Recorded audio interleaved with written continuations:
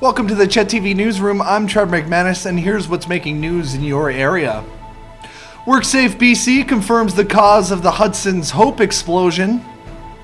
It was lights out for many restaurants in Dawson Creek Thursday evening.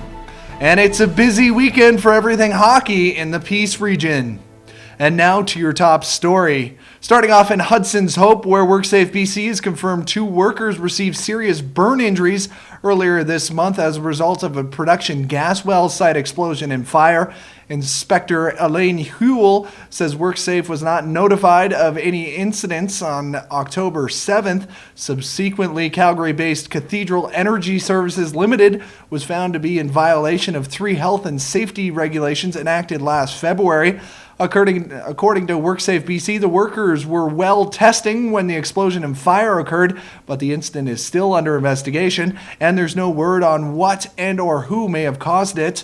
Cathedral was ordered to submit compliance reports on 2 of the 3 violations by last week and a 3rd by November 8th. It's a big hooray for some of oil country's finest. A 1-month investigation led by the Alert CFSEU has resulted in 96 drug trafficking as well as weapons charges against 22 people in Grand Prairie.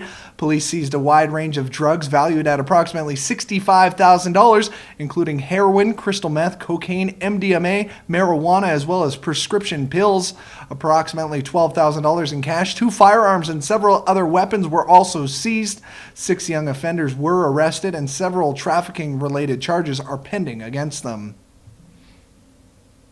Moving to the Mile Zero City, there was a power outage in the Peace region, but it was for a good cause. Over a dozen restaurants shut their lights off while people were dining Thursday night for the 5th annual Candlelight Dinner. The evening was in conjunction with BC Hydro's Power Smart Month, raising awareness around energy efficiency. It wasn't just about a romantic dinner either, as most of the restaurants who took part in the evening were also offering discounts on the meals.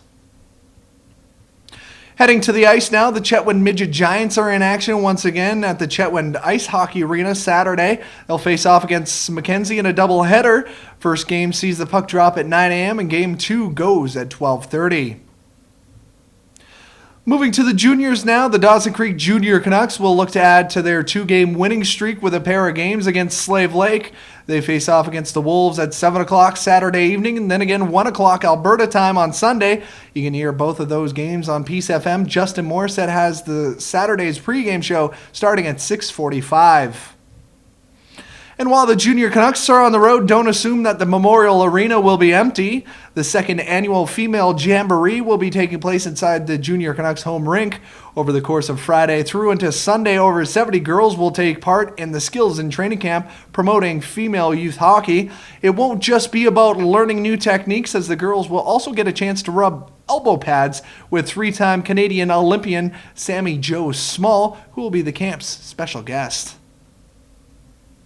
And finally, moving back to Chetwynd now, after several months and a few rainy days, the Little Prairie Elementary School celebrated their 3rd installment of the Exhibition of Learning. Parents, students, and all of their spuds gathered around the school Wednesday night to enjoy the fruits, or should I say the vegetables, of their labor.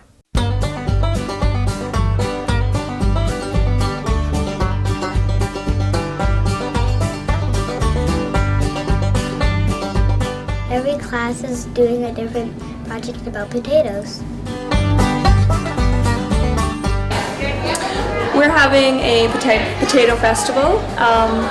In our school, we have just started a garden, and the students harvested potatoes, and each class in our school has done an inquiry as to how they're going to use those potatoes the way they see would be showing their habits of the heart.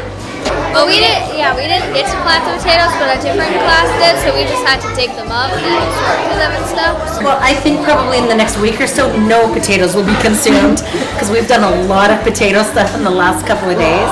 But you know what, a really big part of what we're doing is trying to teach our students not only the habits of the heart, as Ms. Fowler mentioned, but also really ingrain the 21st century skills into our students, so that they become, good citizens and are able to be successful in life. the grade 3 core class focused on healthy eating, and they made salads that were healthy out of potatoes. So we came up with all the ingredients, and we voted on which ones would make a healthy salad. And so then we did the cooking and we did measuring, so we included some math. Kids learned about fractions. They also learned about healthy eating. And then after they made the salads, they realized that this is something they could do at home, so they were able to bring these skills that they learned in classroom and use them at home and in the future. And that's what our class did. Do you know what? I've actually been so surprised at the versatility of potatoes. I mean, we've had traditional potato soup, but we've had amazing potato biscuits, potato fudge, potato cake. Yeah, potato chocolate cake, which is amazing. Yeah, the students have used potatoes for all sorts of art projects and science projects and math projects. It's been pretty amazing. There's 3 groups, and then we had a vote, and we came up with 3 that were making donuts, French fries, and mashed potatoes. That sounds really good. How do you make a donut out of potatoes? They're called spud nuts. Spud nuts? Are they pretty good? Mm-hmm. Do you like them? We never tried them yet. Oh, you haven't tried them yet? Mm-mm. This has been our 3rd exhibition of learning. Yeah. And this one, every time we have an exhibition of learning, it gets more and more successful. This being our most successful. Kids just get more comfortable with it. They know the process, they know the 21st century skills, and they know their habits of the heart. So it's getting easier and easier.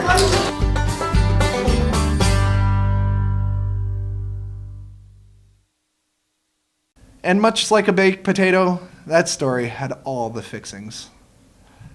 Stay tuned to Air It as your 5-day weather forecast coming up next inside the Chet TV newsroom. I'm Trevor McManus.